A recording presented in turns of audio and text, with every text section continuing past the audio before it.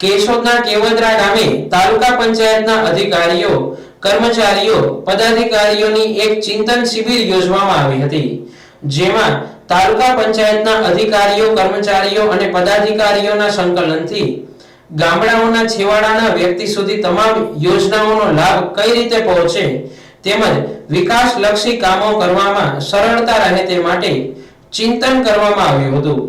આ અંગે જિલ્લા પંચાયત પ્રમુખે વિશેષ માર્ગદર્શન આપ્યું હતું। આ કાર્યક્રમમાં નવનિયુક્ત તલાટી મંત્રી મંડળના હોદ્દેદારોનું સન્માન કરવામાં આવ્યું હતું।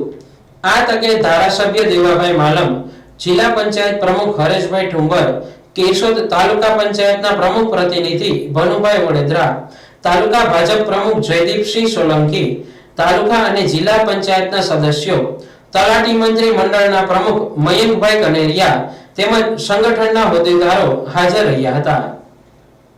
નંદાણીયા ઉપપ્રમુખ શ્રી જૂનાગઢ જિલ્લા તલાટી મંત્રી મંડળ આજરોજ કેશોદ તાલુકા પંચાયત પ્રમુખ શ્રી માલતીબેન ભનુભાઈ વડોદરા તરફથી કેવદરા ગામે ચિંતન શિબિરનું આયોજન કરવામાં આવે છે।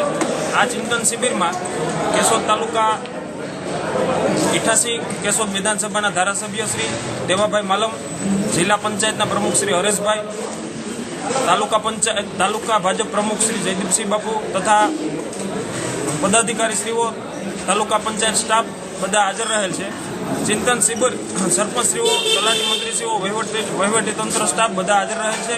આ ચિંતન શિબિરમાં છેવાડાના માનવી સુધી યોજનાઓનો લાભ પહોંચાડીએ છીએ અને કઈ રીતે પહોંચાડવો, સરપંચશ્રીઓ, તલાટી મંત્રીશ્રીઓ સંકલનમાં રહીને કામ કરે છે અને વધારે કઈ રીતે સુદૃઢ કામ કરી શકાય તે રીતની બધી ચર્ચાઓ થયેલ છે।